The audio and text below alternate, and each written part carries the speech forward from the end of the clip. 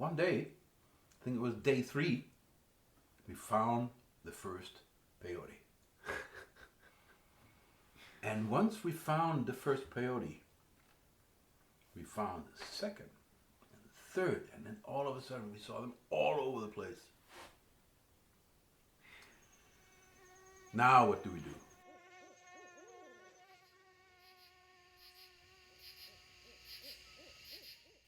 Hello and welcome back to another episode of The Wild Dispatch.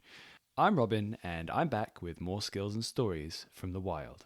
Now, I am delighted to introduce a new guest today, someone who I consider a good friend, and in my opinion, he's a bit of a living legend.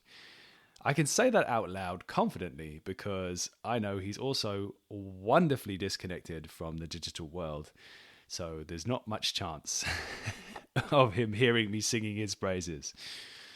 Ejler is his name, and he is more likely to wrestle a buck with his bare hands than hear me singing his praises on this podcast. I can't wait for you to hear this one. So it's time for me to shut up and let's get on with the show. Welcome to the Wild Dispatch.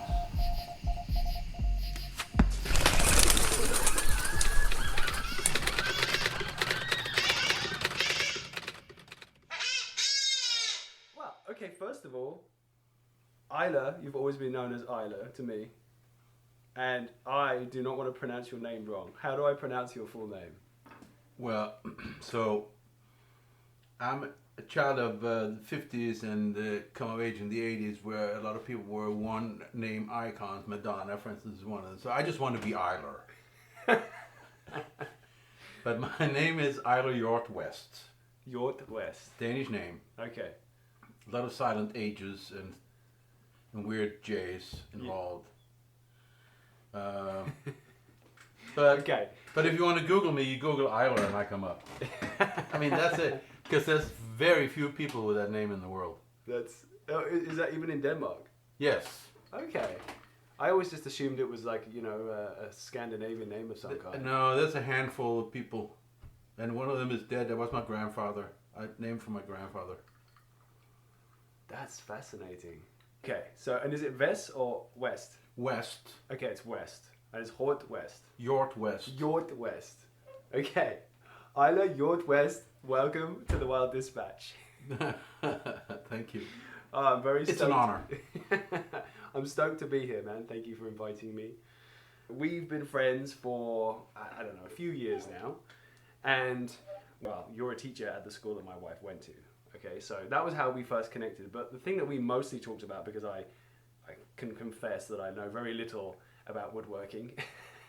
So our conversations often drifted to fishing and hunting and general being outdoors and homesteading and all that kind of vibe. And instantly there was this kind of energy when we would get into our conversations about how to kind of thrive in wild places. And I've heard a lot of stories, but I'm really excited to just kind of hear the whole journey, from, the very beginning to, when growing up in Denmark and how the little inklings of things that excited you about like the natural world, ranging all the way through to coming to America, homesteading, and to this point now, here where we are with this amazing food that's produced by your fair hand. So without more ado, I guess we can go back to that beginning point, but should we talk about what we've got here first? Yeah, I mean, you put your finger on the point a little bit in your intro here, because what we have here is like processed food that comes from the land, also some raw food that hasn't been processed. We're going to eat. It's all a result of like a long journey of discovery as to how things should be done. Okay. And can be done without unnecessary toil or hardship or scratching your head. That's been my yearning all along, is to like just be natural in the natural world. Yeah. But it's not something that comes easy. We humans are born incredibly inept. I mean, without the mother's care, we die instantly, unlike a lot of other animals. So we have a very long learning curve And a lot of this is actually complicated, even though it belongs to the so-called like simple living. Yes. But to make a good pickle takes a lot of trial and error. You gotta stick to it. You can't just read a recipe and say, okay, that's easy. Yeah. No, see, it's only easy if you're okay with like it being okay. But if it's got to be good, you got to stick with it for many years. And it's very enjoyable. If that process is not enjoyable, then you're doing the wrong thing. You should do something else. Because you can't just like say, oh, I want the goal. The goal. I don't like goals. Okay. Goals are like static. Yes. It's plus you never really reach it. What are you gonna do when you reach your goal? What are you gonna do with it, huh? No, it's what happens on your way to some illusory state of perfection. That is where the real stuff goes down. It's the trial, it's the error, it's the mistakes that you learn from. That's enjoyable. And it's like that completely speaks to my heart, and it's something which over these years, like switching to this kind of way of living that I've been embracing now.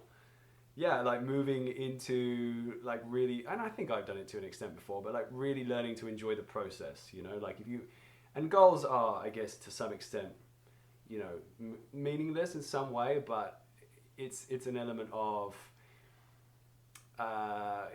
just being able to really enjoy the act of improving step by step, the part, like, and it's just something magical about that, isn't it? And I think, yeah, if you're just aiming for that goal, then it's not going to work, right? Like if you can't enjoy all of everything on the way, then you're probably just going to look back and be like, well, what was that for?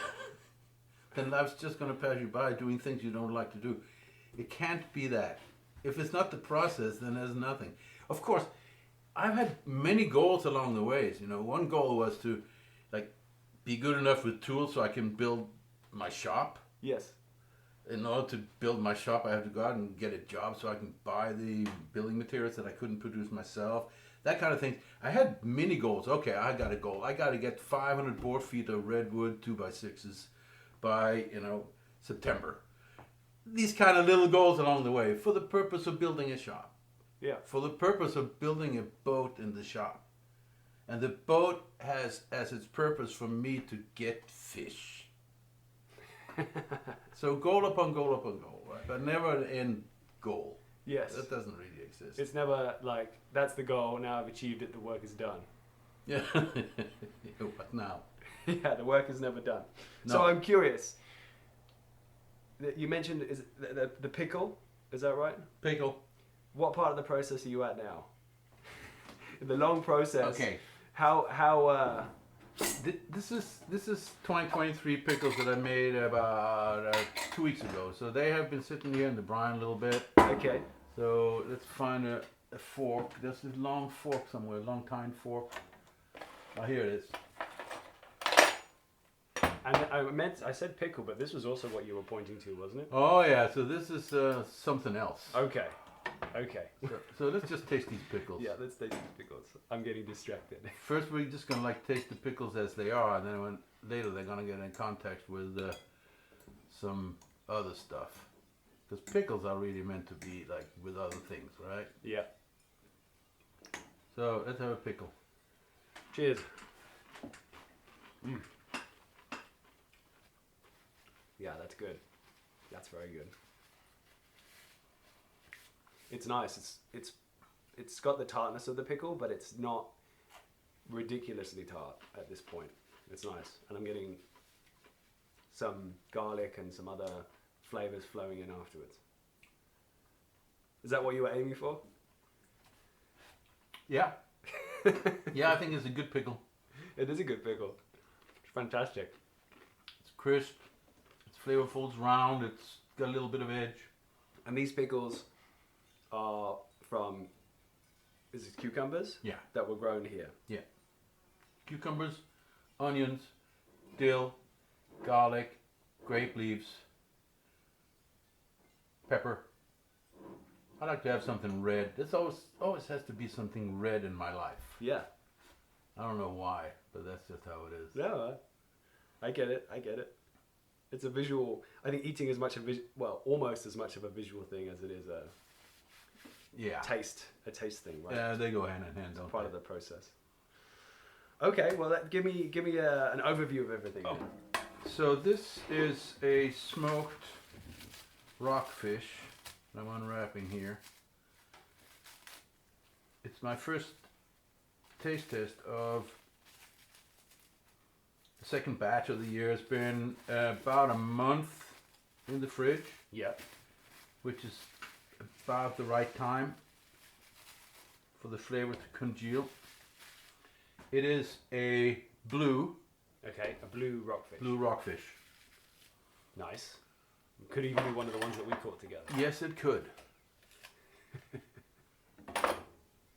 So, it took me a while to come up with a cold smoked formula for the blue rockfish. Cold smoked, something that comes from my childhood. It was part of what we had. Okay. Cold smoked meats, cold smoked fish. It has a certain firmness to it that rather than being cooked, it's cured and dry. Okay. So it's never seen temperature above 80 degrees Fahrenheit. Wow. Okay, that's not that hot, is it? No, it's not. It takes a long time for it to be done at that temperature, about 30 hours, 40 hours in the smoker. And how do you, I'm just curious, this is a nerdy thing to say maybe, but how do you achieve that with, it gets pretty hot here, right? So it can be above 80. Is that ever an issue? Yeah. Because here it can be 105 or something, Yes, it is an issue. You're like, what, how many miles inland from Elk are you? From the ocean? It's like how much of a drive is it to get in? Oh, I'm, 5 miles from Elk, but a mile and a half from the ocean. Okay. Or a mile and a quarter, rather. Okay, but you're at much higher, not much higher. 1,000 feet. 1,000 feet, which means you're out of the fog layer and all that stuff. Yeah, for the most part. Okay. So yes, it is. Ambient temperature is an issue. So if it gets really overly hot, then I'm smoking too hot, and then it comes out differently. You're never in full control. Okay. My smoker is pretty primitive. Oh, it's good though.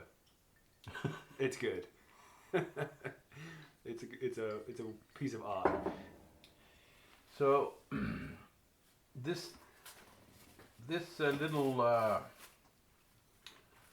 sandwich that we're going to be making here is put together with a cracker. Okay. A little bit of a dip that I made. It's yogurt based with a ton of herbs. Put that on. Yeah. And then a piece of fish.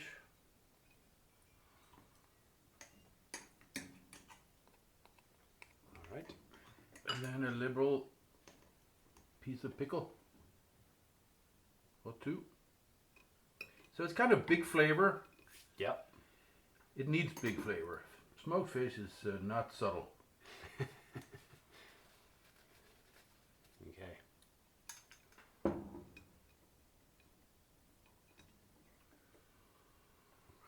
Cheers. Cheers.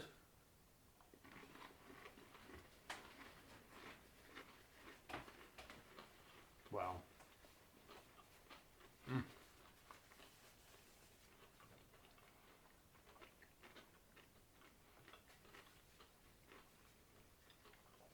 Yeah, that's fantastic.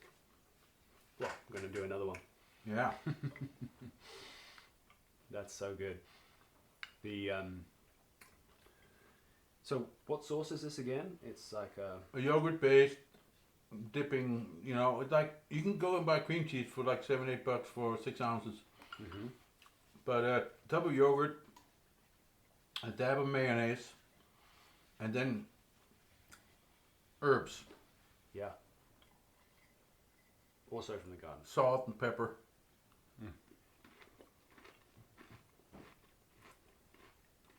Yeah, it's really good. The mix of flavors with the sharpness of the pickle and the creaminess of the yogurt Yeah. and herbs. and then the smokiness. It's a whole journey. It goes hand in hand. Yeah, the smoked fish, I've had so much fish at my disposal because I fish a lot. So I've been able to do a lot of trial and error. Yeah. Because there was a lot of error involved to get to this point. I ruined many batches. To the point of inedibility? Oh, yeah. Wow. That Yeah. must be heartbreaking. Yeah. Yeah, it is. In the beginning, I wanted an instant success. But once I had reconciled myself with the fact that that's not going to happen, then it was just a matter of like, take it as it comes, correct the errors to the best of your ability, and then proceed. Yeah. I can still ruin a batch. It's a talent that you still managed to keep, Oh, yeah. keep maintain. Yeah, well, maybe at some point, I feel like there could be rumors of a future episode where we pick your brains about some of these skills that you've spent Sure. many years refining, and then maybe that's our way of cheating and skipping a little further ahead on the curve, potentially. Yeah, so we could talk about food all day. But we got other subjects too, right? We do. So, yeah. As I was saying before, we first met briefly. Well, it wasn't. Yeah, I guess it was fleeting moments of conversation at social gatherings where our paths crossed, and I deduced a few things very quickly. First and foremost, that you were a rabid fisherman. It would be true. And, you spent a lot of your summer actually almost totally dedicated to pulling in large amounts of fish, which you then proceed to smoke and cook and share and do all kinds of things with. But, yeah, as I said before, I'd love to go back to the beginning, to your beginnings of this process, So let's go back to Denmark, an island on Denmark. Is that correct? What was the name? Is it Bornholm. Bornholm? Okay. Bornholm is a medium-sized island with about 40,000 people. Okay. And it was forever a fishing and farming-based community, interspersed with some clay and granite industries. I was a farming family, and as such, we didn't mix with fishermen. That was just how it was. We did have quite a bit of water on our property, ponds and lakes, and on surrounding properties, surrounding farms. Yeah. If you look at a Google map, you can see it's rather peppered with freshwater ponds and lakes where I come from. And so I was born into this environment. It was very, very nature-oriented. Farming is very nature-oriented. I mean, it's insanely nature-oriented, and it was maybe even so more when I was born in the 50s. Okay. It was a smallish farm, 100 acres. All the barnyard animals were present. I remember draft horses in my childhood. I remember we got our first tractor, which was a game changer. Yeah. There was many farmhands needed for such an operation.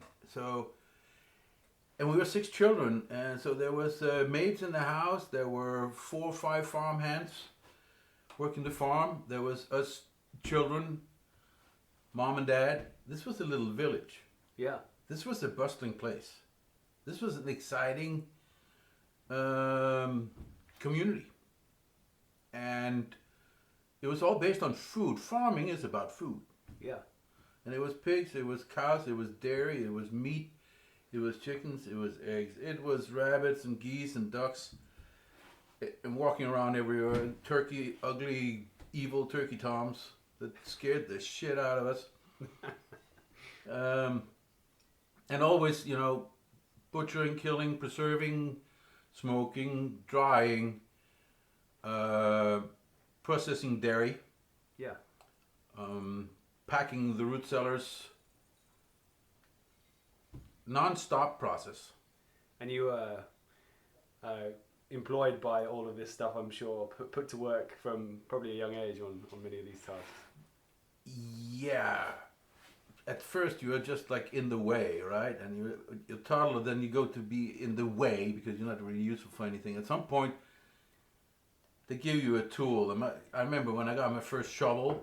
Yeah. My God, what a glorious moment. But I didn't know that it was beginning of like a 15-year stint shoveling shit. Pig shit. Specifically pig shit. Specifically pig shit. Cow shit too. Cow shit is not so remarkable because it's kind of friendly. Yeah. This Pig has shit. a different smell. Pig shit is not friendly at all.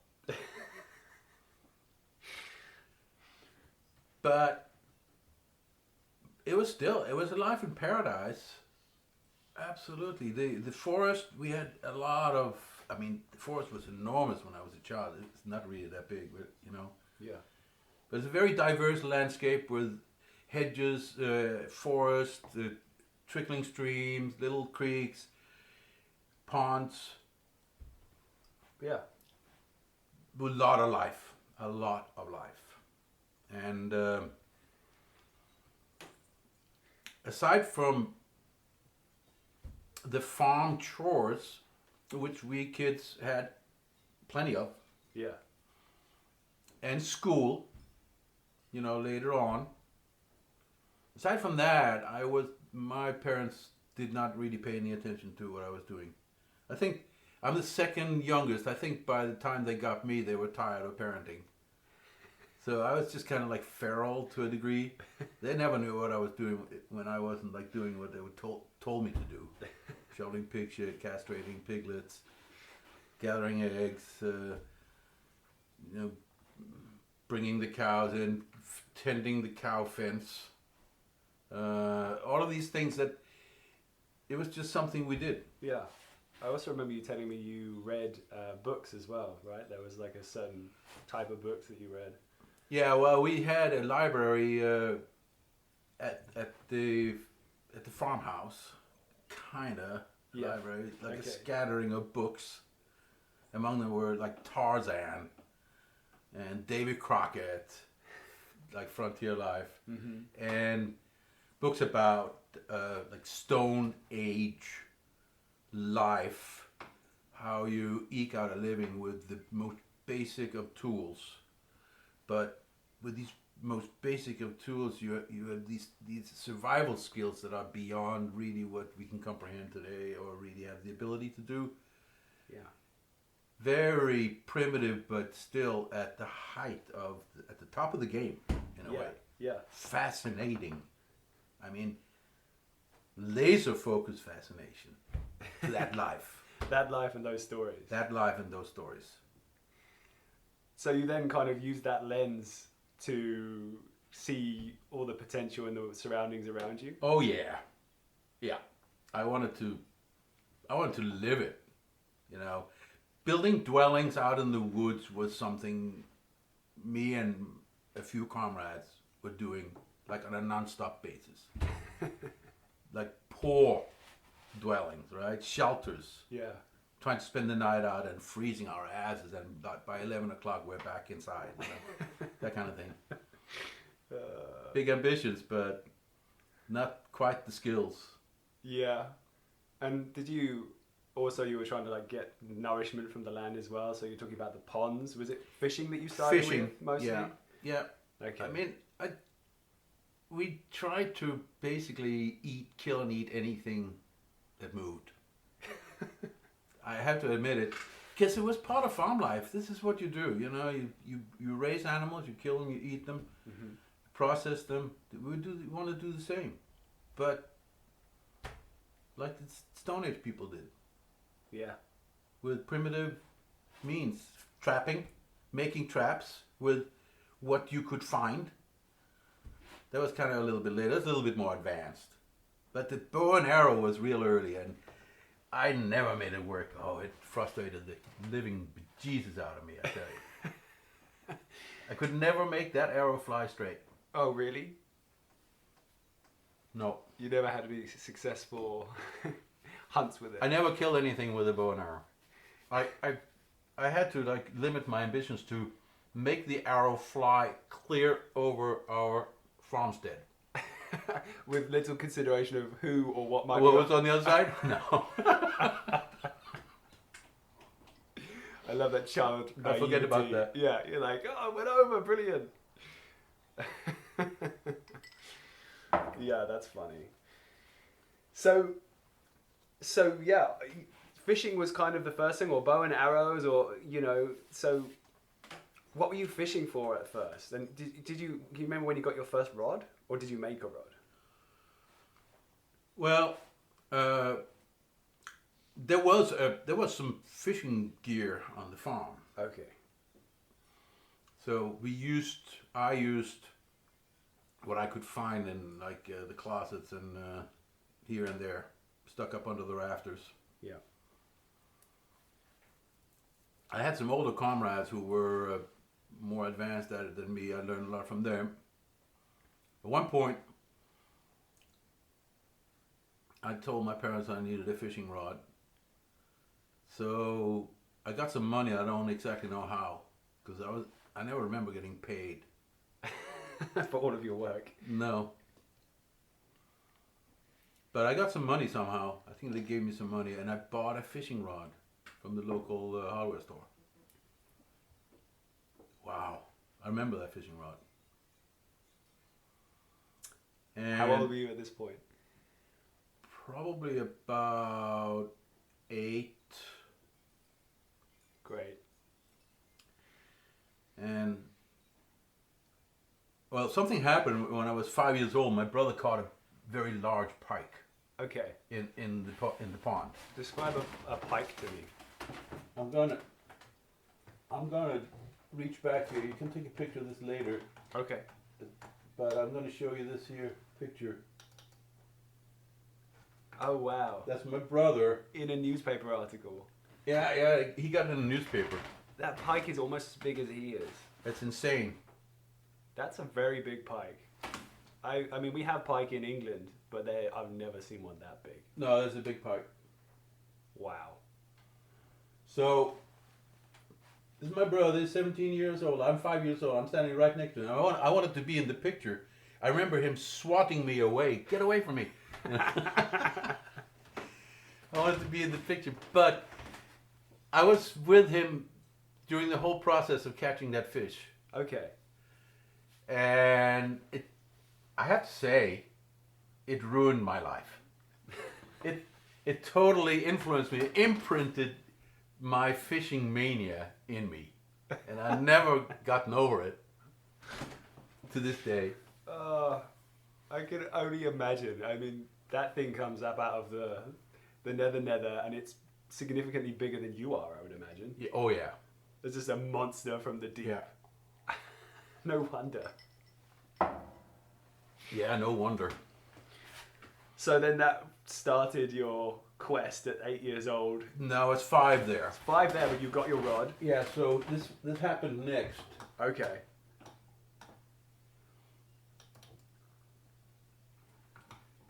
This is also in the newspaper, but I had to submit it myself and make a drawing. Brilliant. Because I caught a 10-pound pike. Did you? When I was 8 years old. So you made your own newspaper article? I did. And sent it in, and they printed it. Did they? They actually printed that? Yeah, this is from the newspaper. That is fantastic. I love it. I wanted to be in the paper too. Well, you got it. Mm-hmm. That's so good. My sister found that article here a couple of years ago and sent it to me. That's so good. Well, if you don't mind, I'd love to put that in there. By all means. Okay, so if you're listening to this, if you go to The Wild Dispatch, at The Wild Dispatch on Instagram, and scroll through there, you'll find, I'll put a post in for Ejler's this episode, and I'll have a few of these pictures from the show. So yeah, there'll probably be a link down in the show notes as well. That's amazing. But what we're seeing is a meticulously laid out and hand-drawn article, and even like kind of displayed in an editorial fashion with a hand-drawn image of a boy holding a giant fish. Yeah, it's. I mean, you've clearly got an eye for design at that age already. There were clues of what else might be in your future. Yeah, that's funny. So pike was the main goal. That was the dream. Pike, eel, crayfish. Yep.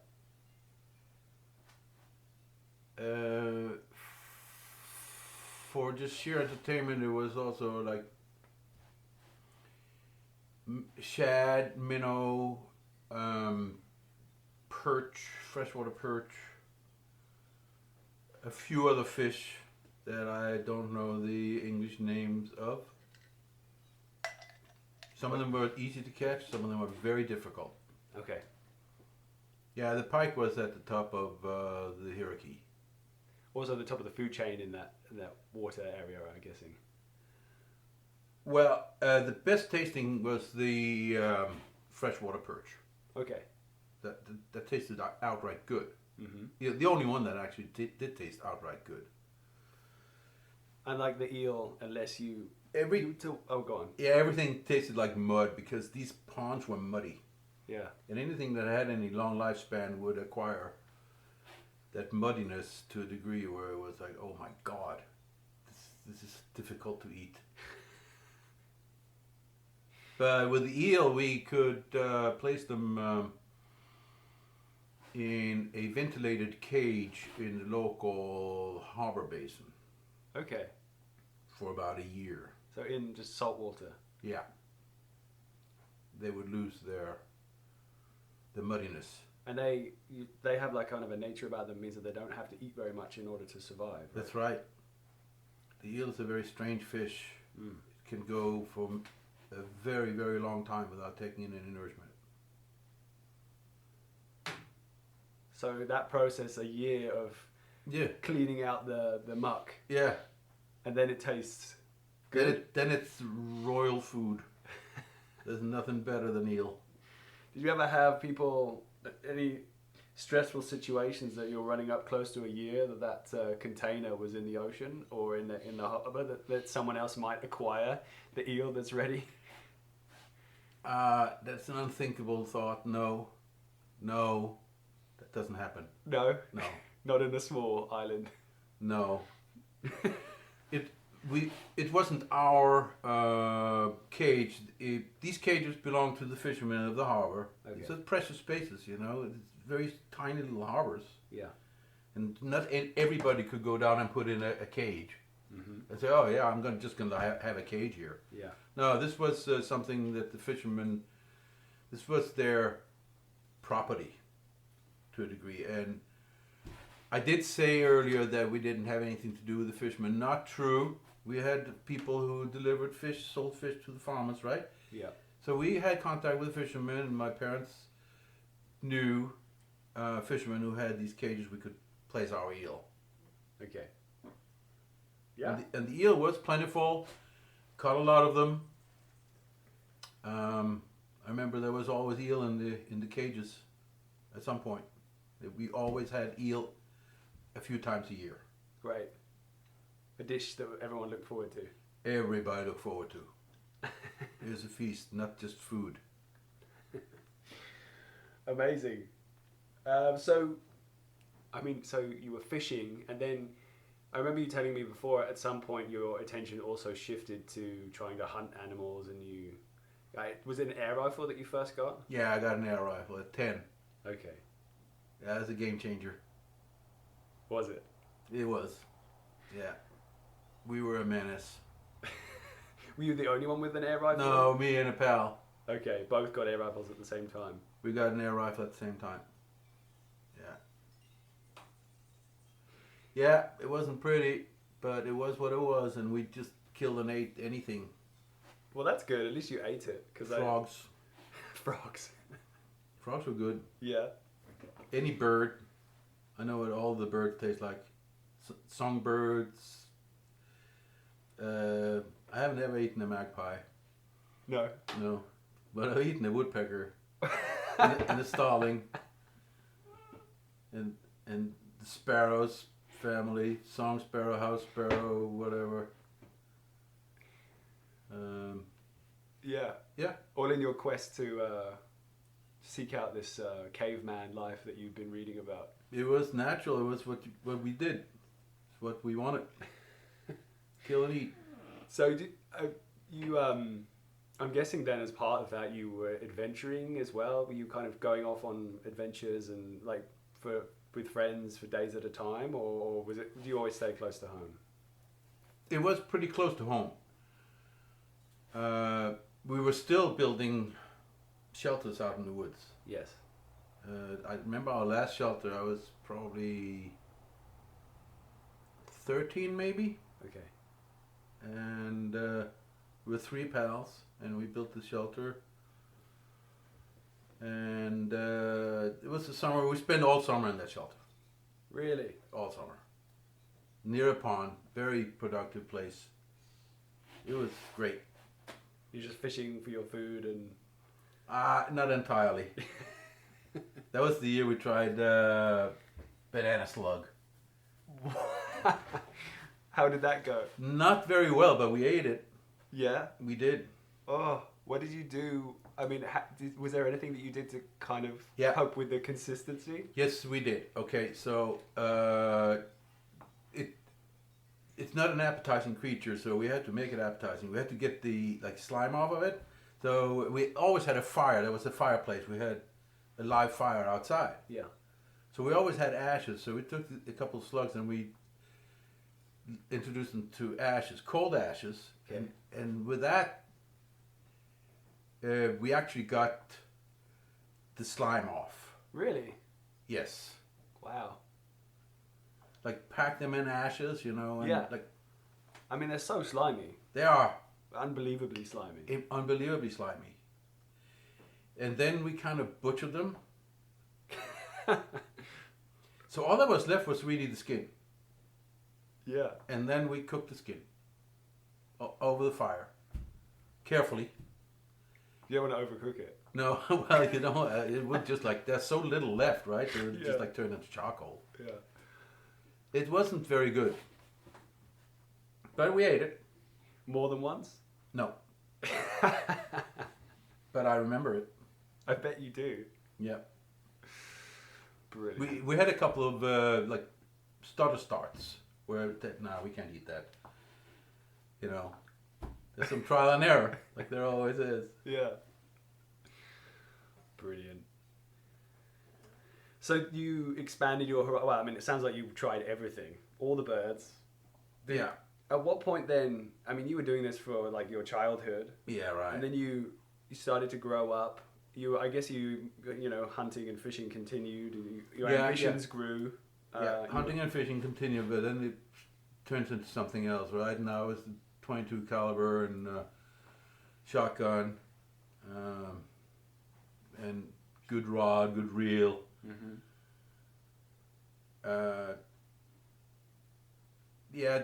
It was kind of the beginning of the end, in a way, because I got so good at catching pike that I basically emptied all the lakes in the neighborhood. My mother tried to talk me into, well, why don't you just catch and release? And I could not wrap my head around that concept. My mother said, well, I'm not cooking any more of these fish. They're very difficult to make taste good. So there were some neighbors, they would eat them. Okay. I sold them to them. Okay. You wouldn't necessarily tell your mum that you were still catching the pike. Oh, they knew. They knew. They knew. But the pike got smaller and smaller and smaller and smaller, and until there was basically no left. Wow.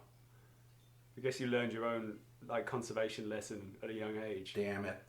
That was dumb. Well, you're young. Yeah. No, I guess not. Well, I mean, I guess people probably tried to tell you, but that young excitement gets in the way. It's true. Yeah.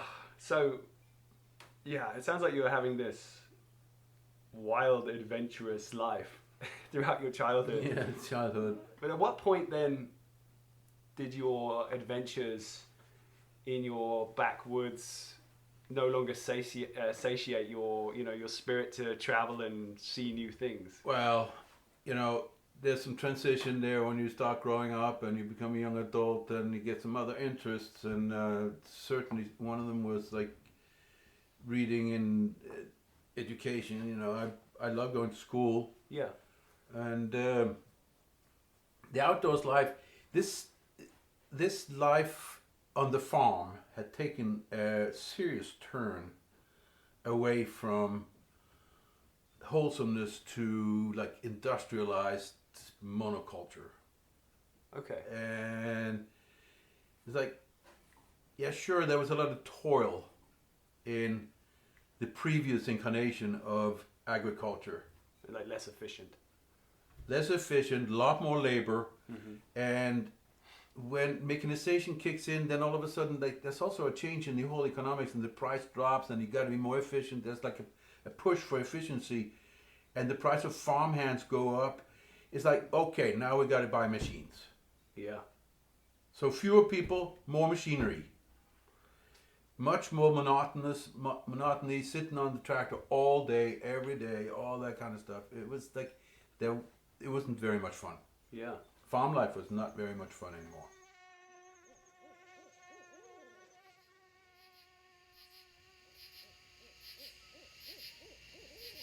So that's like intermission's a perfect opportunity, a perfect moment to try our next course. Yeah. So talk me through this. Okay, so this is albacore tuna. It's caught outside of Fort Bragg. Where are we today? It's Tuesday. 2 weeks ago plus. Okay. Been in the freezer, of course. Yep. Just gonna eat it raw. It's a perfect little stay in the freezer. Some people think that it gets better. I doubt that, but out of necessity, I'll buy it. Yeah. Yum. It's just right. But what's really special here also is this wasabi sauce here. Wasabi and soy sauce. Yep. And I'm not very satisfied with the wasabi you can buy at the supermarket, harvest market. So an acquaintance of mine is Japanese and a chef. Okay. And I've been trying to talk him out. He makes some fantastic wasabi sauces. I've been trying to talk him out of his wasabi. Okay. And he would not budge until I found the perfect matsutake mushroom. Big. No way. What, that's like 14 inches tall? Perfect. And how wide? I was like this, What? So like, what's that? 6 inches diameter. Wow. 14 inches tall, 6 inches diameter. And perfect, it was like the right state. And I just held it up and I said, "You want this?" And so he gave in. He capitulated. And I got like a pound of wasabi powder from him. And that is it. How long were you trying to convince him beforehand? About a year.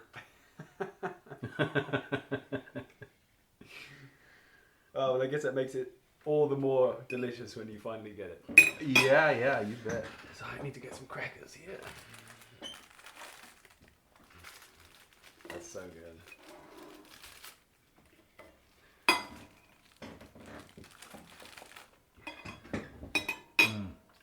So, best way to consume this, talk me through it. You can just take a piece and dip it and eat it. Okay, right? so not even a cracker. No. Oh, I was confused. I was just matching your plate, thinking, okay, 3 crackers, that's the procedure. No, that's leftover from the last dish. That's just window But dressing. it'll find new purpose, those crackers. Okay. Okay, so You can just dip and eat. straight dip, or I'm going to sprinkle a little bit on. Yeah. Feign some kind of... There we go. Okay, I'm ready.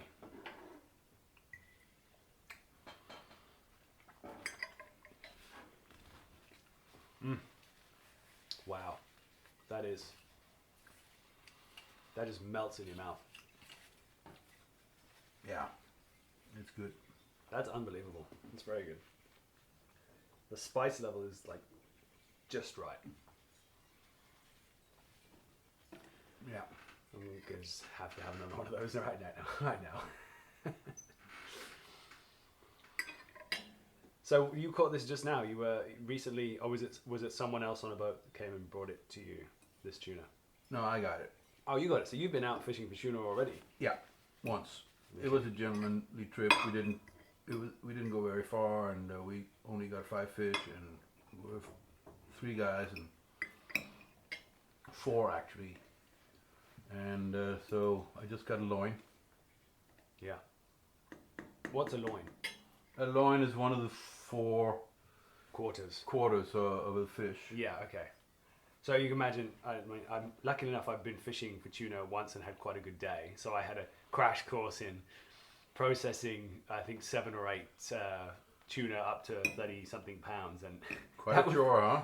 that was more than a day's work. I Yeah. think it had to be a day, but it was a very long day. But it's quite interesting. You have to sort of slice through. If you imagine a tuna in lengthways, and you'll probably do a better job of this, but yeah, you've got your spine running through the center, and then if you were to look at it facing forwards, it's almost as if it's in quarters, you know. Yeah. And so you have to cut through to the spine along bones, right? There's kind of ribs that go out in, is it 4 directions? You could say that, yeah. Okay, so yeah, you just have these delicious long slices that are like the 4 quarters of the fish that you have to get. So this is one loin. This is a loin. It was a small fish. Yeah. What could you even call it? I think locals call a small tuna a peanut. Peanut. It was a peanut. A delicious peanut at that. Have you noticed the difference in size? Because with some animals, you've said this to me before, on the land, small, this sounds bad, but small young animals taste better. And I guess that's just a farming rule as well, right? Like lamb is lamb for a reason. Is it the same with tuna? No, it isn't. The tuna now here in September are better than the tuna from August or July. They're bigger, different group, fatter. It's the same fish, 2 months older, twice the size. Wow. Yeah, it's better fish now. So it goes, and I believe it. I feel like we should. This is an opportunity to go on a bit of a segue. Yeah. The tuna here at the moment. I said tuna. Do you hear that? My citizenship is kind of kicking in. I would say tuna in England. So those are peanuts, which are probably what, 5 pounds, 10 pounds, kind of. Right. Yeah. But that's not the biggest tuna you ever caught, is it? Oh, no. No, I mean they do get up to like 40. Here. The albacore. Yeah. Okay. But there are other species that get like absurdly large. The bluefin is one example, which can top over 1,000 pounds. Really? Yes, indeed. Wow. The yellowfin, I think, might be a close second. Not nearly in the size, but different fight, different kind of fish. I think the world record is maybe 375 pounds. Okay. And that's the fish that's the big tuna I've caught the most. I fished for the most. How big was the biggest one that you caught? It was 302. 302 pounds. 302 pounds. It was on a scale. Wow. And you say the world record is 375? That's right. So you're not far off. I'm not far off. No. And I remember, my body remembers that fight. Your body. My body.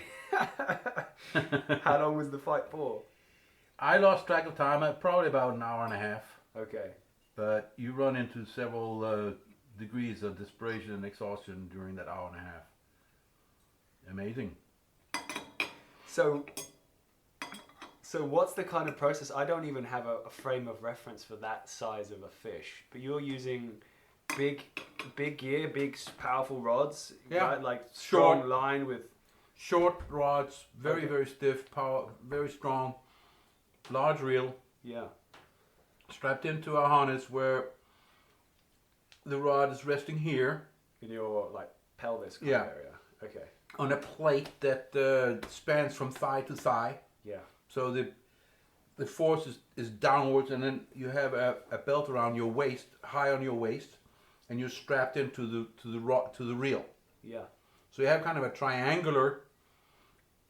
The rod is between your legs, and the reel is strapped onto your lower torso.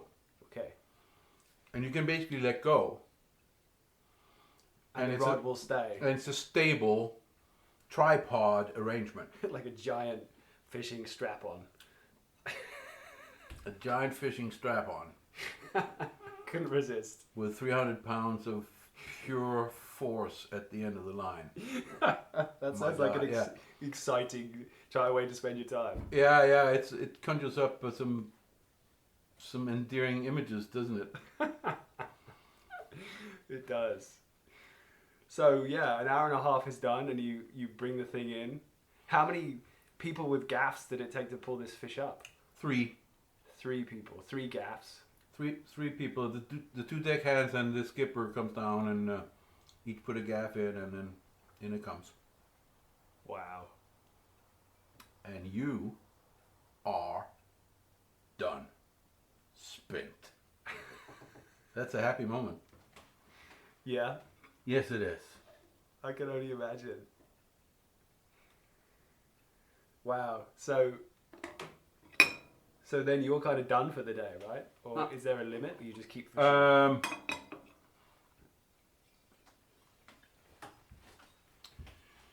In the case of this fish, this was late in the day. Yeah. So when that fish was on board, we immediately sailed for port, which was an hour and a half, 2 hours away. And we're playing rock and roll music, full bore, full volume on a fantastic stereo that this boat had. This is kind of a smallish boat, like a 35-footer. Okay. I don't know what the brand name was. It's what we here popular call a 6-pack. Okay. Yeah, we're playing Bob Marley, Don't Give Up the Fight, and If You Stop Me Up, Rolling Stones, and shit like that, just blaring non-stop, man. And the Modelo beer was flowing, and everybody on board was super high on adrenaline from that fish. What an experience! So it sounds like it was quite a party that night then. It was a party that night. We came in a little late. Came in around 8 o'clock. We had dinner late at the hotel in the marina in Puerto Vallarta. And the kitchen prepared some tuna for us that night. And we were partying in the bar until about like 2 o'clock. And then at 4 o'clock we were on our way out again. Oh. Yeah, when the alarm clock went off, an hour and a half after I'd fallen asleep, I couldn't believe it. I was going to get up. I got up, got on board, slept for the trip out, another hour and a half of sleep. Yeah. And then we're reaching the fishing ground in the dark, and we were each given a rod. We were mooching this morning. We're sitting still. We have a live fish on the hook. We're feeding our line. Yeah. And you're sitting there on the gunnel, sitting there like dozing off. Got the line between my thumb and my forefinger, rod in the other hand, feeding out. And I can feel the fish. The fish is really clearly doing its swimming motion. Yeah, just like a bait fish. Just like a bait fish, but a kind of a bait fish about this size here. What, like about the size of a rockfish. 12 inches or something. 10, 12 inches, size of a hand, thereabouts. Yeah. And, you feed it line, and it pulls line, takes line, and you feel the motion, and then at some point, this particular bait fish got nervous. And when it gets nervous, you get on alert. And the moment I got an alert, this fish took off, and then all of a sudden, bam! There was a strike. Sitting with a rod in the other hand, you gotta let it take line. Okay. Fishing with a circle hook, you got to allow the fish to, with unencumbered, to swallow. The bait fish, you got to count to 5 or 6 or 7 or 8, 9, 10. You got to take your time, and then you just slowly tighten the drag. Okay, on the reel. On the reel. Yeah. And so the bait fish is now in the stomach of the predator fish, whatever that would be. And now it travels back up. The circle hook does not grab anything. Yes. Circle hook gets up. Fish is traveling that direction. The line is in this direction, comes up, travels around the corner of the mouth, and lodges right here. In the corner. In the corner. Okay. Always. Yeah. That's what circle hook do. Okay. And then as soon as it felt the hook, it takes off. It took off. It's fishing with like 30-pound test, 30-pound drag, and it is just spooling. Oh my God, I have another one. Yeah. And it's like a fear crawls into your spine because you still remember that hour and a half yesterday. The pain. Yes, sir. And then 3 hours of sleep behind you. Oh. And then, this kind of hardship is laughable, right? Don't get too pitiful about yourself. You're fishing. It's your own fault, idiot. So sitting there tethered to a fish like that again, and then get the strap on, the deckhand helps you get the harness on. Yeah. And there you go again. It was another giant tuna. Really? Yes. Back to back. This time, though, I've done it before, so you remember, and it's like you do get better. I mean, hopefully, right? Hopefully you get better. Yeah. So this time I got the fish in about a half an hour. Oh, wow. Okay, much quicker. Much quicker. Then I get it up to the boat, and the youngest deckhand, his name is Mario. I remember. Yeah.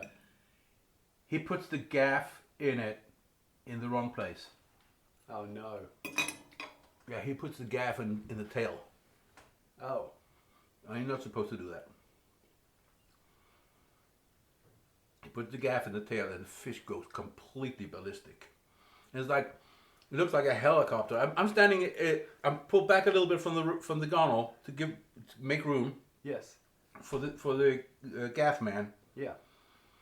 And he pulls the tail up out of the water, and the fish goes like a helicopter rotor, spraying, sending a cascade of spraying over the boat. He's holding on to the gaff, and the gaff is like hitting him in the face. And he can't hold it, he can't stop it, and he lets go. And next thing you see this gaff handle cutting through the water. And the tuna runs 300, 400 yards. And I can start over again. No. This time the fish was not easy to get in. Really? So it took me another hour on that fish. I caught that same fish twice. Thanks to Mario. I can only imagine what you said to Mario after that. Nothing. He knew. Oh yeah. That one we didn't put on the scale, but it was about 260. Okay. That one was just gauged by with the tape measure. Okay. Wow. That's brilliant. So that was, much later on though, right? We're like jumping around. I couldn't resist the temptation of talking about that tuna story. I couldn't resist it. This was in 2006. Okay, but if you rewind back, I don't know, quite a few years, we were talking about your adventurous spirit, right? And I think at the time, actually, what we were talking about just before we had a quick break was you were talking about how farming had become mechanized and it just didn't have the same luster, if that's the word, didn't have quite the same sheen, as the reality of sitting on a tractor for many hours and kind of more industrialized life on the farm. So was that what pushed you to try and explore other places or just go travel, or what was that? What was that kind of drive? Well, I took to travel in Europe Okay. A lot. Okay. Every summer. Me and pals would have a rendezvous in Amsterdam, and then we'd go out from there. We'd go to France, we'd go to Bavaria, we'd go to Hungary, Italy, Spain, England, roam around. Yeah. On train. On a train. Yeah, by train. I guess Kind of that's like a Ural pass. the simplest way to travel around Europe. I Oh, yeah. guess. At that time, probably quite cost effective as well. Oh yeah, it was wonderful. So going out and seeing the world is something that's pretty natural for Danes. We're 5 million people on a tiny little country, Yeah. so traveling is easy. We all learn English and German at a minimum Okay. in school, and then we are forced to take a third language, Spanish or French or Russian or whatever. So wait. A fourth language. Yeah, Wow. yeah, we have to take a fourth language. Wow. Yeah, that's wild. So traveling is easy and natural, and some point you want to jump continent, right? That happened to me, Yeah. kind of after I was done with my education, which is grade school teacher. Yes. I took 4 years of college Okay. from 1975 to 1979. When I was done with that, me and a childhood pal, we decided that we wanted to do like a long journey to Central America, Mexico and Central America, for setting off enough time to where we could go out traveling for a year. So that's what we did. So you set aside a year. We set aside a year. We've both done as teachers. Okay. Finished with our education. Set aside a year. And the easiest entry point to this continent, the cheapest, was Houston, Texas. Flying out of Frankfurt. Okay. So we took a train to Frankfurt. And we flew to Houston, Texas. And that was a cultural shift of magnitude, Okay. I gotta say. Yeah. America is always looming large in the consciousness of people who inhabit small European countries. Yeah. Definitely. We've been under the shield of a big brother, kind of a benefactor, if you could call it that. Some people would say the opposite. United States has a big, powerful umbrella that we feel comfortable under, but we also feel a little coward, and we also feel a little resentful, you know how children are. But coming over here and seeing the big bad wolf was really an awakening. Holy Moses. Houston, of all places. I don't know if you've been to Houston. I haven't. I would love to go. It's an enormous, sprawling, stretched out metropole of purebred Texas. The roads are enormous and endless. The automobiles are enormous, like ships. The suburbs are endless, and I mean endless, like 80 miles of suburbs and shit like that. Wow. Wow, what a city! So that must have been kind of overwhelming when you first arrived. And Kind of such overwhelming. a different place. Such a different place. We're used to traveling in Europe. You can get off a train station, within a walking distance you can get to a youth hostel. Yeah. No issues. You go to the bulletin board at the train station, you say, okay, there, boom, we go there. Yeah. So for $8 you can get a night. So we thought, just gonna do that. We didn't have any plans, what are we gonna do in Houston? We're just gonna go to the youth hostel. So we're sitting there on the airplane, on the way over a long flight, like I don't know, 11 hours. Yeah. And there's some people behind us, some people in front of us, and we're sitting there, we're enjoying it. My first intercontinental flight. You know, we're having drinks, we're having a jolly good time, full of anticipation. Just like, oh my God, So, I can't believe we're doing this. How old are you at this point? Did you already say? I'm not sure. 24. Okay. 24 years old. 24 years old. Bubbling with excitement. Without a care in the world. So there's some people behind us. I think it was like 3 women, probably in their 40s. Uh-huh. And one of them taps my shoulder. And she says, "Where are you guys from? Where are you boys from?" And we're from Denmark. "Oh. Where are you going?" Then, "Well, we're going to Mexico." "Oh." So, some time go by and she taps me on the shoulder again. And she says, "What are you going to do in Houston?"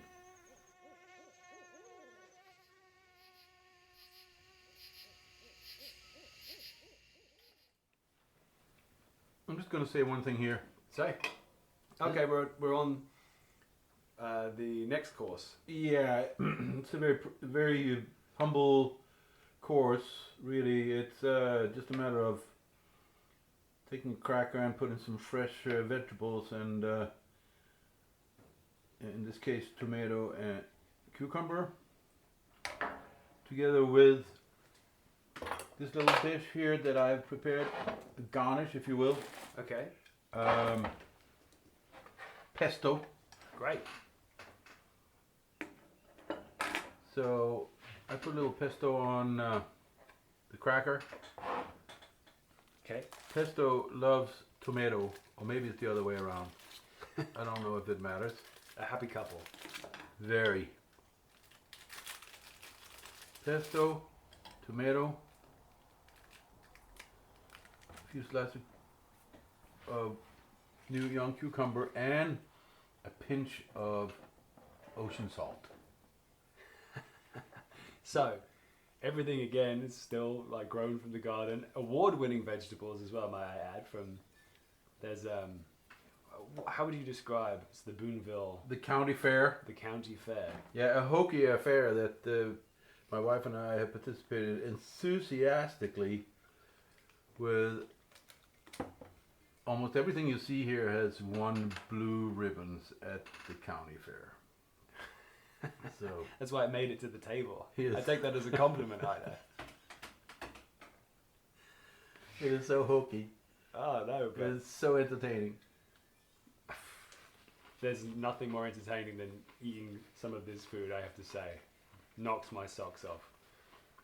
Every time I come here, I still am, and this is no criticism to my own or my wife's capabilities in the garden. We're still relatively new and we're learning how to farm effectively, but how you achieve such remarkable flavour from your vegetables never ceases to amaze me.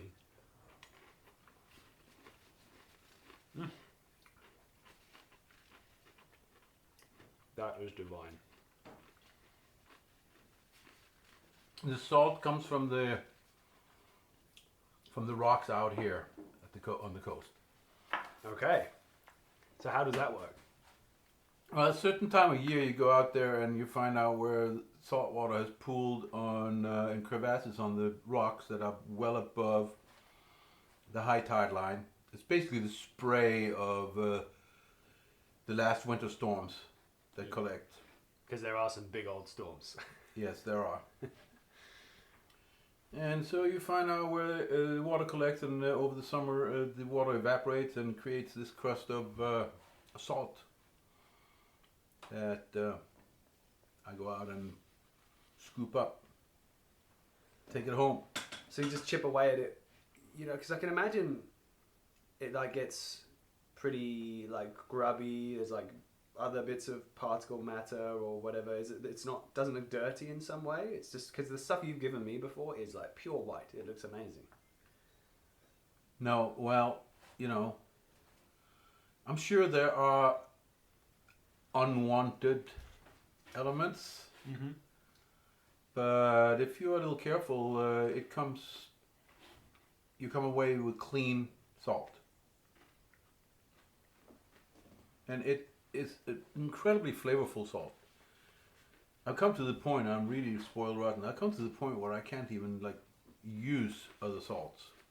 Like when they're this perfectly manufactured crystalline salt, I don't touch it. It's just wrong. No, it's got to look like this. It's got to look like real salt.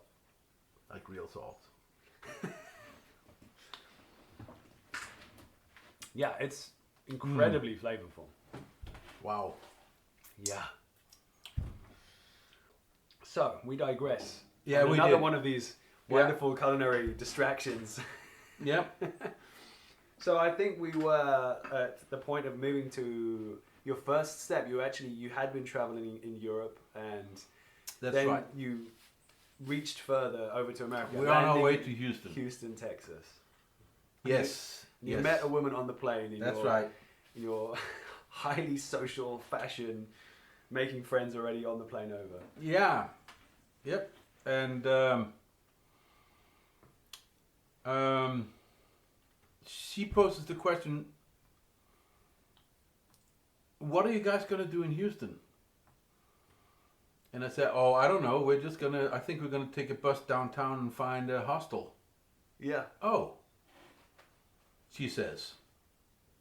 And after about a half a minute, she says, you should know there's no bus, there's no downtown, and there are no hostels. And so me and my travel companion, Hans, we look at each other, can that really be true? I mean, Houston is a city of 8 million people. No hostels? Really? So they were kind of skeptical. And the woman says again, you know what?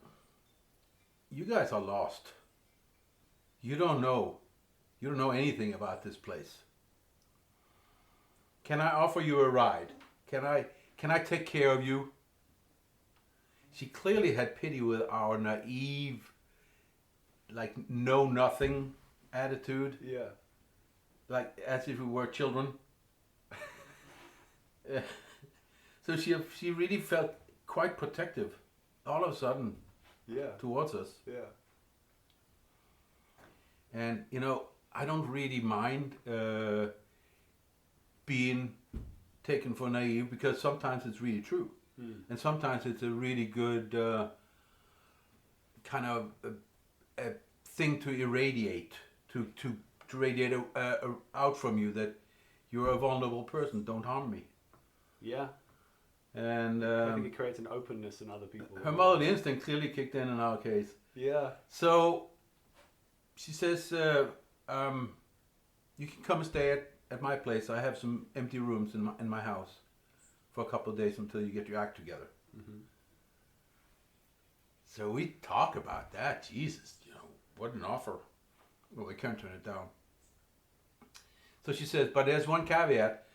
We're going to go directly from the airport to my son's high school football game. Because he's playing and I'm going to be there. Yeah. We're not going to go home to my place. We're going to go directly there. Oh, okay. Football, we had no idea what that was. Never seen American football ever in my life. It has never been on Danish TV. Never. I didn't know anything. Football, when she says football, to me, I hear soccer. Yeah, exactly. Because that's what we call it in Europe. Yeah. Oh, we're going to go to a soccer game. All right. High school soccer can be unbelievably boring, but in Denmark it is. Arguably, mainstream soccer can be very boring as well. For some people, it sure is. Well, anyway, we get to the airport, and she has one of these enormous station wagons. I don't know, man. It's got a V8 under the hood, right? The hood is like enormous, and the room is enormous, and we file our stuff in there, our backpacks, and get in on the seat. And she and there was two other people with her, 2 other women, maybe the ones that were sitting next to her. Yeah. And we all drive for a long time. If you think about Danish conditions. Okay, because the context is there is no drive longer than how long in Denmark to get the whole way across the country? 5 hours. Tops. Okay. So, but the airport is way outside of Houston proper, and we were going to some suburb, I forget which one. And then we arrive at the stadium. And it's a gigantic stadium. Really? High school? Yeah, I mean, there would probably be room for, I would say, 20,000 people in the stadium. I had no idea. You told me this story before, but I was imagining like a British football game where, you know, there's 8 parents on the sidelines. No. No. They take high school football quite serious in Texas. Okay. I mean, that's primitive. You're sitting on you know, steel benches or whatever. Mm-hmm. No amenities. There was marching bands. There was cheerleaders. Both teams. There were more people on the sideline than there was players on the field. You know, there's like a big production. Yeah. Couldn't believe it. And here we are in the middle of a high school football game in suburb Houston, Texas, as our very, very first feet on American soil. I said it was a cultural awakening. That was a cultural awakening. Yeah. It was crazy. And did the game stick with you? Did you enjoyed the game? Listen, we're sitting there and looking at what's clearly stylized warfare. 2 armies going at each other, hurting each other, damaging each other to the greatest possibility they can within the rules. And there were people carried out on stretchers. So at one point, they carry one guy out, and our new acquaintance said proudly, "That's my son." Really? She did. I couldn't believe it. She said it without any worry of any kind. She just said, that's my son. That they're carrying out on a stretcher. This is his moment of glory. Oh, wow. Those games are unbelievably long. Are they? Well, 3 or 4 hours later, you're done, right? So you were there for the whole stretch? Uh-huh. Wow. Long into, the halftime was a whole show. Marching bands, groups of cheerleaders doing impossible gymnastic feats. Yeah, mind-boggling. High level. And then after the game, we arrived at her suburban home in Elsik, was the name of the suburb. Okay. Her son played for the team Elsik Rams. They won, by the way, and all he had was a deep bruise. Oh. That was wrong with him. He just couldn't walk. Okay. So, but they like the drama of bringing out the stretchers and make it look. Someone's injured. Get the stretchers out. Yeah. That's so funny. Sure. Why not? If we can bring out the stretcher, we're going to bring out the stretcher. Yeah, I can't walk it. No, you're getting on the stretcher now. Yeah, that's so different. There's a joke, and this is not American football, but English football. There's a joke about the difference between rugby in England and soccer, I guess. English football. I want to see if I can remember this right, but in soccer, people spend the whole game trying to pretend that they're injured. And in rugby, they spend the whole game trying to pretend that they're okay. Because if you show any kind of injury, then you get you might get taken out of the game, and you just got to carry on.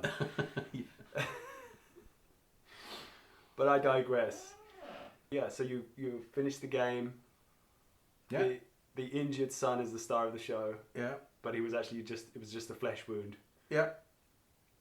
And then where did you go from there? I know that you traveled around a lot. You went to, was it Central or South America? Well, after we stayed with this family, a mother and 3 children. Mm-hmm. Her husband had died in Vietnam. Wow. Stayed with them for about 10 days. They were so hospitable, it was unbelievable. They wanted us there. Mm. They took us around. They took us to Houston NASA Space Center. They took us to Galveston Bay. They took us to boardwalks. I didn't know where we were. We consumed an enormous amount of really rich food. The biggest steaks I ever seen in my life. Country music, nonstop. Big motorcycles, big people, Yeah. big food, big cars, big city, big. Hot and humid. Okay. We loved it. Drive endlessly on endless freeways. I'd never seen anything like it, you know. Get on the freeway. As soon as we left the house, get on the freeway. Get on the freeway to go anywhere. Yeah. Get on the freeway to go to the supermarket, to the mall, restaurant. Starts with the freeway. So then finally he said, we gotta mosey on. Yeah. So we hitchhiked to Baton Rouge, where I had an uncle, Okay. a great uncle. Is that also in Texas or? That is in Louisiana. That's the Okay. capital, Louisiana. Okay. So is that far from Texas? Yeah. Okay. It would be like hitchhiking from my home island of Bornholm to Russia. Sounds like it might be a bit safer than that. Yeah, I don't know that. Yeah, maybe. It was very, very interesting. People were generous. They picked us up. We were doing well. Ended up with my uncle's and aunt's place, Uncle Valdemar and Aunt Willie. He had escaped life on my home island as a 14-year-old. Yeah. and made it to New York City. How he got there, I'm not sure, but on a ship. Probably got a job as a cabin boy on the ship in order to get there. Ended up in a street gang in New York City. We're talking about, it's 1980, it was 18, this is like 1915, Yeah. thereabouts. Then they got in trouble with law, and then they get a choice. You either go to the juvenile pen or you go with this guy. And this guy was a representative of Phillips Petroleum Company in Louisiana. Okay. They were drilling oil in the bayous, the Delta of Mississippi. Okay. So the youth gang ends up out in the bayous in Mississippi, or in Louisiana, in the Mississippi Delta, as oil rig workers. That sounds like hard work. Yes. And so it was really interesting. On our hitchhike to my uncle's place, we got picked up by a person who was taking soil samples from various drilling sites. Mm-hmm. And one of the drilling sites we drove out to, we drove on the swamp. We drove on a plank road. Really? Yeah, because there's no foundation. You can't lay a foundation for anything. It just gets swallowed up. So you lay a foundation of wooden planks, crisscrossing each other. Ah. First this way, and then this way. So you're driving along on top of wooden planks that's laying crosswise. And is there anything laid over the top of those planks? No. It's just planks. Plank road. Wow. 30 miles of plank road. Wow, you don't want to make a mistake while driving on that road. No. So we get out to the, he said, he says, I can let you off here, but I'm going to go out down the plank road out to this drilling site and come right back. This is a 60-mile detour. So we'll go with you. So we drove out there, and he told about the plank road, the nature of the plank road, the people that were out there in the on the drilling rigs, how long it had been there. We didn't know actually that what he was telling us was the story of my great uncle. Before we even got his story, Okay. because he was telling, yeah, back then it was like a prison camp, and the plank road was such that if a prisoner tried to escape in the middle of the night, he couldn't make it out Just on one road. before dawn. Yeah.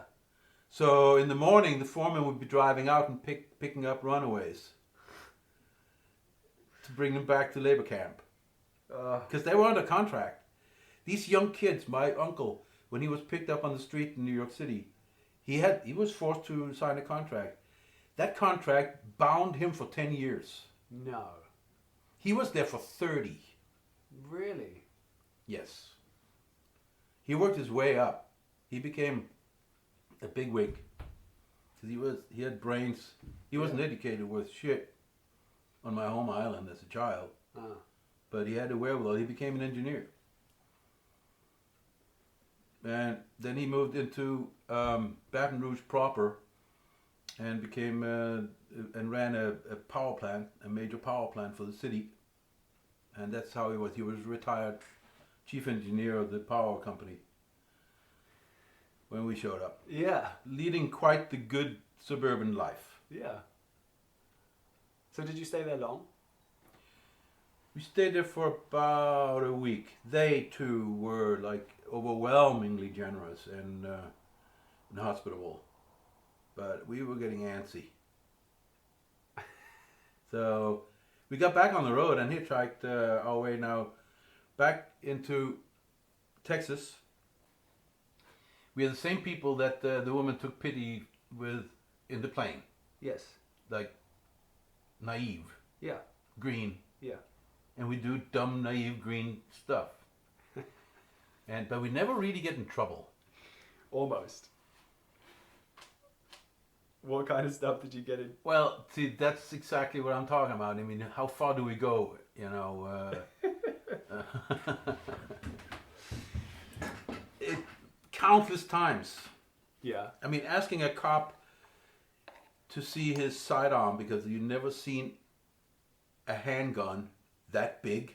I mean, it's the two 25-year-olds, a 24-year-old, and this is gigantic cop on a gigantic Harley Davidson with a gigantic sidearm. And I walk up to him and I say, "Can I see your gun?" That this is is pretty in dumb. Texas or somewhere else? This was in Houston. And how did that go down? It went very well. Did it? Yeah, he showed us his gun. Did he? Yeah, he did. He unbuttoned it and took it out. He was proud of it. He said, "Yeah, that allowed us to buy our own gun." You know, it wasn't a tiny little like Glock. Mm-hmm. It was this big, you know, with a barrel. It was an enormous sidearm. A pocket cannon. Yeah, like, I don't know, definitely 45 caliber. So funny. And as well, like, such an inappropriate weapon for, like, urban assault of any nature. Oh, yeah. You shoot that thing, if you shoot a person, it's going to go through them, maybe through the wall. The practicality element ends just by the corpulence of this fella. I mean, he must have weighed 300 pounds. And his Harley Davidson was decked out to the max. You know, Yeah. he looked good. This was a fashion statement. Okay. Style over substance, maybe. Or maybe not. Maybe it was all substance. I think he was flattered. Yeah. But, I mean, it's a dumb thing to do. Another dumb thing to do is like camping out near a Greyhound bus station. That's just not very smart. Why? Because public transportation in America is not, it's shady. It's not looked upon as something that just anybody does. Take public transportation. Greyhound has a reputation for hauling people who are otherwise, like, should we call it drifters or a little rootless, or maybe shady is the right word, I'm not sure. That's his famous lyrics from the Allman Brothers Band. I was born in the backseat of a Greyhound bus. I was on that Greyhound bus, driving from from Orange, Texas to Baton Rouge. We were trying to catch a bus because we were running a little short of time, so the bus had just left. So we had to spend the night at the bus station. So we just go around behind the bus station, get into this a little bit of some bushes there, roll out our sleeping mat, and crash. And then get woken up by lights shining at us. And 3 guys, black dudes, standing right there. Yeah. What did they say? Talking to us. What's a couple of pretty boys doing in a place like this? Oh, well, we are just trying to sleep. Oh, are we now? Well, I have some other ideas. What if I suck you off? Oh, wow. I've never sucked a white boy before. So, oh, well, that's very kind of you, but I don't think I'm in the mood. Oh, he's not in the mood, is he? You know, shit like that. And no, I'm afraid I'm tired. You know, this is not going to happen. I'm tired. We have to catch the bus in the morning. Okay. He says, what if I pay you $50? Can I suck you off then? So, no, I'm afraid we don't have any cash. We only have traveler's checks. We're fine. We're fine with money. I said, God, these 2 pretty boys are boring. I said, yeah, we're not going to go any further. Let's just get the hell out of here, you know. They get back in their car and drive off. No way. Oh, I've never heard that story before. That's the kind of stuff, when you put yourself in the wrong place at the wrong time, these kind of things happen. How did you sleep after that interaction? No problem. You just fell straight back to It's sleep. too dumb to be afraid. I mean, sometimes it's an asset to be that naive towards the world. Yeah. I guess it must be nice if you walk around and you just don't see danger anywhere. Anyway, we had great success hitchhike out of New Orleans from Baton Rouge to Laredo, Texas. Okay. We got picked up by a traveling preacher and his wife. Or maybe it was his girlfriend. He's a young fellow, late 30s, traveling in a great big station wagon. Okay. Same thing, you know, a battleship of a station wagon. They picked us up, put our backpacks in the back, crammed into the back seat. They had a dog. So here we were. All their belongings were also with them. They were traveling preachers.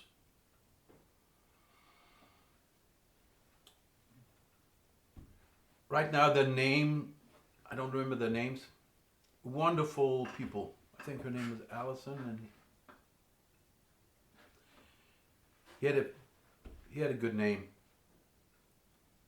They were American as we could imagine people being.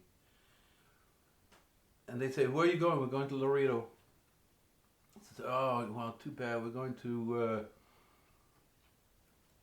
West Texas. But we can drive part of the way." So we drove along, and East Texas is just an enormous plain. Just forever. Okay. Straight roads. And after a while, she says, "You know what? We can take them to Laredo."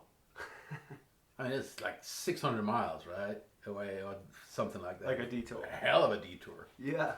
Yeah, we can take them to Laredo. We got nothing better to do. We don't need to be in West Texas for any reason anytime soon. So they took us all the way to Laredo. It took us like 2 or 3 days. And they had marijuana with them. They smoked with us. It wasn't an unknown substance to us. We were surprised that they were smoking marijuana, but they were not preachers of the usual kind. They were Unitarians. They were not of a denomination. Everything they talked about was in the context of God and the Savior. Yeah. We could live with that. They were not preachy of any denomination. They were just talking about like the beauty and the righteousness of Jesus and his teachings, and the beauty and the righteousness of the universe as created by God. Very mild, sweet, giving, generous people. Took us to Laredo. When we crossed the border and we were in Mexico. So the next 9 months we were traveling around from north, the border of U.S. to south, the border of Panama. Me and my travel companion Hans. Yeah. That was as far south as we made it. Okay. By foot, by bus, by train.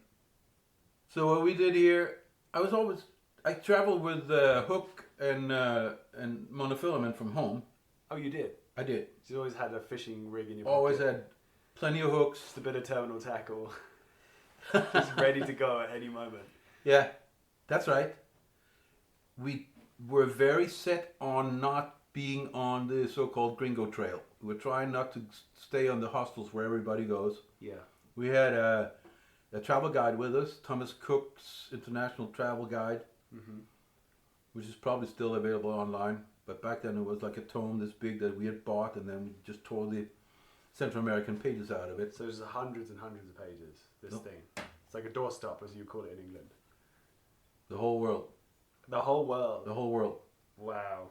And the detail in Thomas Cook's travel information is down to the smallest detail. You can find out when the bus leaves in Momostenango, a tiny town in central Guatemala, and goes to some tiny little village out there. When, how often, yeah, it's there. How they could compile that kind of information in an age where information like that was not readily available is impressive. Yeah, that's like internet level detail. Yeah, it is. On paper. So we could follow with our guide, because everybody who was traveling had the same guide. We could follow where people would be going, because there was also short descriptions of the most important travel destinations. And they would be described as a popular place for young backpackers to gather. Yeah. That's where we would not go. We were hell-bent on getting away and out and into nature, walking. And wherever we were walking, I mean, it's a very wet and wild area with like what you call rainforest, jungle, whatever you want to call it. So there's water everywhere. So where there's water, there's fish, and with this fish, I want to be. I want to fish. I want to turn over a stone and find a grub and put it on a hook and tie it to a float and throw it out in the stream. See what happens. How did they go? Oftentimes, nothing happens. Yeah. Because fishing, it's not just a matter of putting a grub on a hook and throwing it out in the stream. You got to know what's in there. You got to be familiar with the ecology, biology, behavior, etc., of what to expect. So, oftentimes, nothing. Sometimes, something. There was one time, we were sitting in the mangroves on the Caribbean coast, and I had the heavy line on. It was like 50-pound test monofilament, and there was tarpon breaking water, splashing in the mangrove. It was unbelievably calm and quiet and beautiful, full of mosquitoes. Okay. And tarpon. And we're sitting there and we're having some beer, we're having a smoke, we're having a little toke of mota. And it was this serene landscape, and I had a float and a piece of fish from the restaurant where we ate that I talked the chef out of, piece of raw fish Yeah. on a hook. And then I had a can, coffee can, and I had the line wound up on that coffee can. I was just sitting there with a coffee can in my hand and just taking in the splashes of the tarpon and us sitting there. It was great. And then a tarpon took the bait. And all hell broke loose, I tell you. It exploded. It just went completely ballistic, and the line came off in a totally uncontrollable manner around my wrist. And I was tethered to some fish of unknown size, but tarpon are not small. How big do they get? Like, tarpon can get to be 200 pounds. No. They can. I had no idea how big that fish was, but it was completely uncontrollable. And then luckily, all of a sudden, the line broke. That could have been your demise. But I had like cut lines through my skin here, you know? Because really? Actually, it tightened around my skin, and I grab it with the other hand, Yeah. right? In order to like not being... Yeah, pulling your arm. Yeah. So I grabbed it with the other hand, and it cut my the hand like right through here because, well, monofilament is sharp. It cuts. Yeah. That's idiotic. I guess it's another one of those innocent moments where you go, what could possibly go wrong with this? Right. I want to get a hook in the top, and do you really? Yeah, that was interesting. Yeah. So were you okay? Did you just like... Oh yeah. Just patch yourself up? Oh yeah, it was fine. It was memorable. So then did that continue as you were traveling around, like constantly avoiding popular tourist spots full of people and heading to like natural places? Yeah, it did. Once in a while though, we had to surface and get cleaned up inside and out, and hang out with some young people. Yeah. And party a little bit, like Managua and Nicaragua. It was a good party spot. It was shortly after the fall of the Somoza regime. The Sandinistas had taken over in 1979. We were there in 1980. Wow.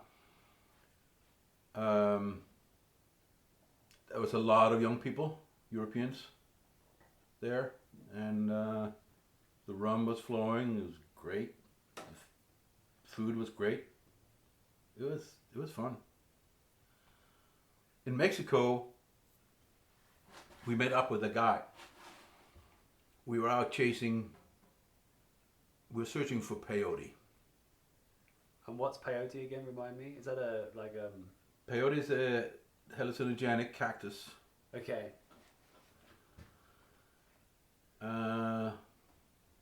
Mescaline is the hallucinatory substance, and this thing about like taking in hallucinatory substances is something that definitely went through my youth, living through the hippie era, before I was old enough to be a hippie. Yeah. Born in 55. The Summer of Love was in 67, right? I was 13 years old. I was looking at it from the outside. I was thinking, oh my God. I want to be part of that. Yeah.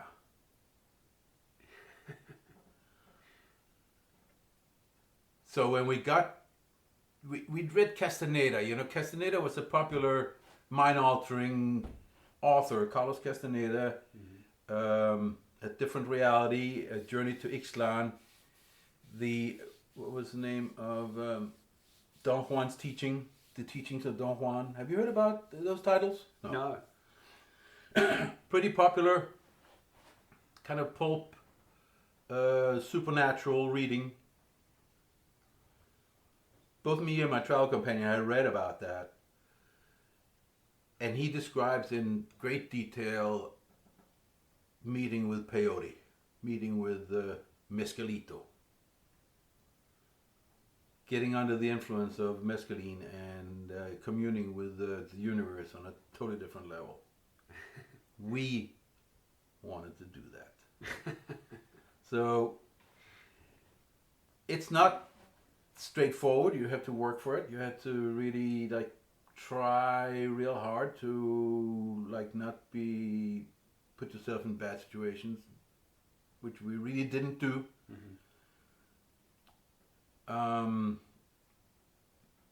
You have to take a train ride. You have to walk. You have to do this. You have to find it. It's a desert thing. Yeah. You have to walk. Which is not without its own dangers, you know. No, it's not.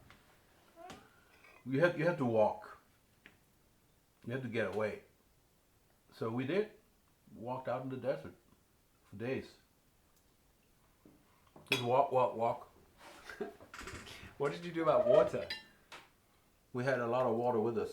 That sounds heavy. We carried about 75 pounds each.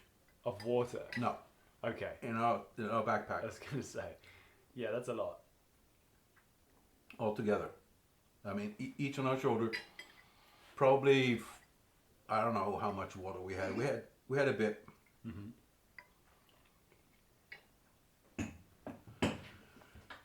And then we camped somewhere, and then we like tried to be there, you know, gather our meditative and getting in touch with the vibes of nature. It was far out. There was wildlife all over the place. There were scorpions, there were snakes, there were coyote, there was roadrunners, it was bustling with life. It's not a barren desert at all. It's dry shrubbery desert. Yes. Lots of thorny stuff. Yeah. And then one day, I think it was day 3, we found the first peyote. And once we found the first peyote, we found the second and the third, and then all of a sudden we saw them all over the place. Now what do? We read about it. Yeah. So we did what we had read about. And so you cut them in like right under the surface of the ground. They only stick up by it like a 1/4 inch. Really? But all the growth is below ground. It's a very pretty, lobed, symmetrical, voluptuous shape, about maybe the size of Like the bottom of a pint glass. like the bottom of a pint glass. About that size, Okay. or smaller. Yeah. So they're called buttons. You cut them about a 1/4 inch thick. Only the green part of it. So just the is very edible. top. You just cut the very top, Okay. right there at ground level, right under ground level. Yeah.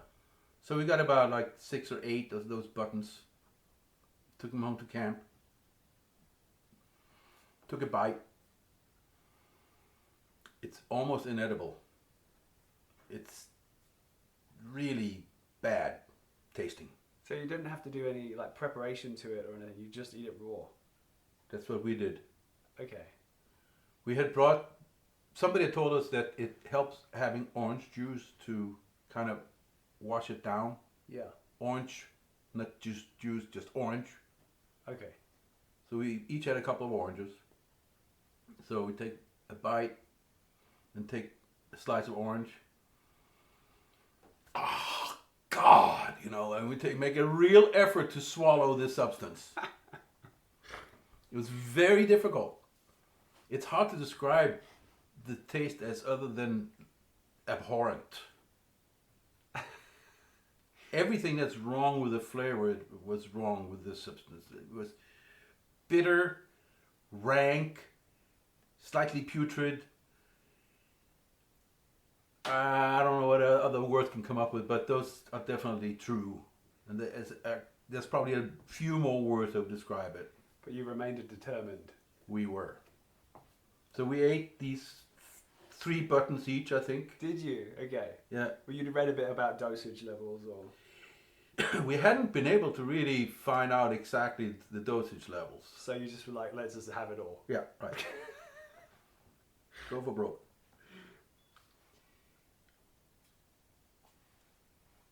nothing happened. Oh, really? Nothing. All night, nothing happened. Next day, we thought, this can't be right. So we went out and we found a lot more.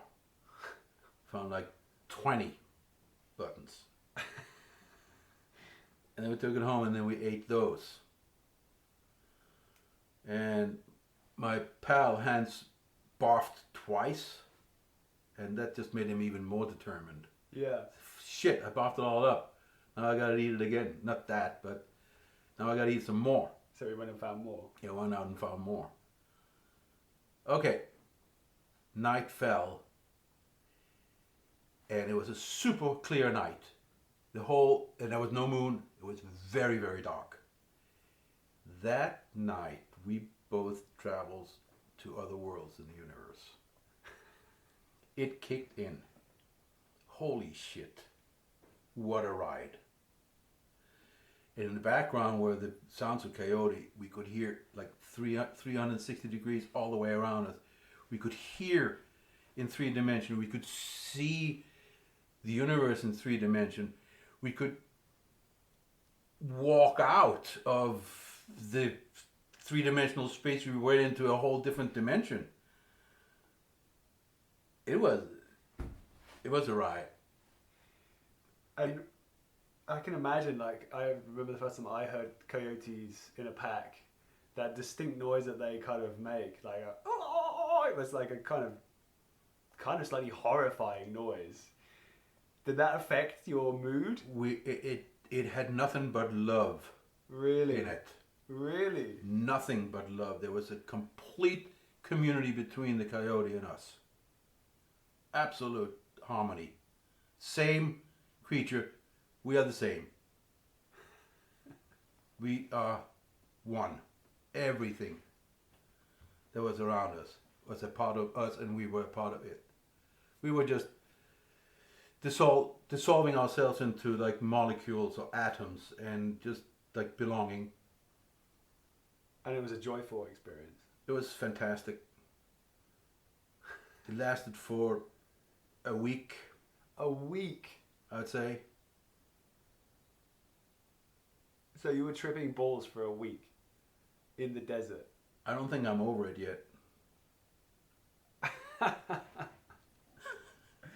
So you went from like a very small dose to a mega dose, or was it that the first stuff hadn't kicked in yet? Probably.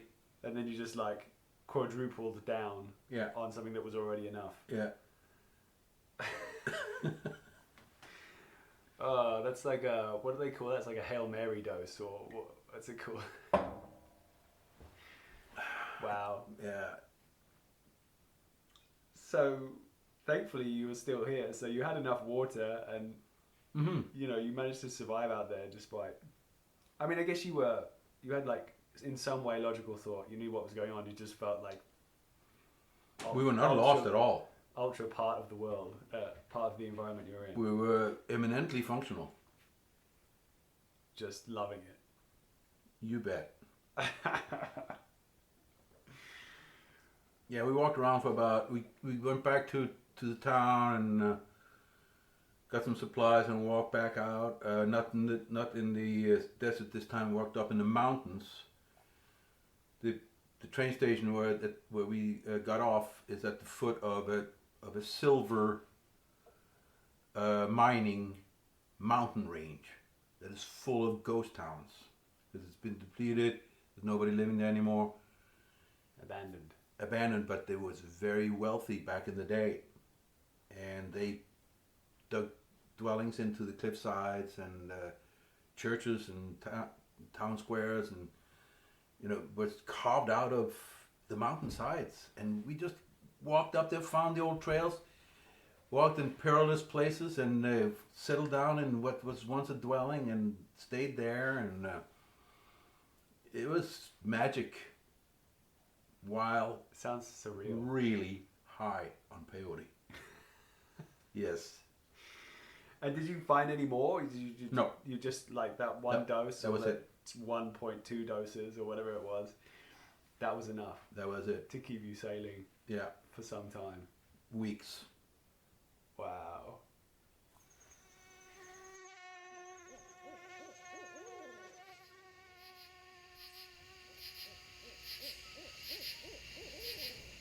Well, that's the end of another episode. But I'm glad to say it's not the end of Ejler's story. We are just getting started. Tune back in soon to hear more of the events that turned this hunting, fishing, homesteading, blue ribbon winning vegetable making machine into the man he is today. If you happen to be enjoying this podcast, please feel free or even slightly encouraged to tell a friend about it. You could even try telling Ejler, but that might be a bit of a challenge. Thanks for listening, and until next time.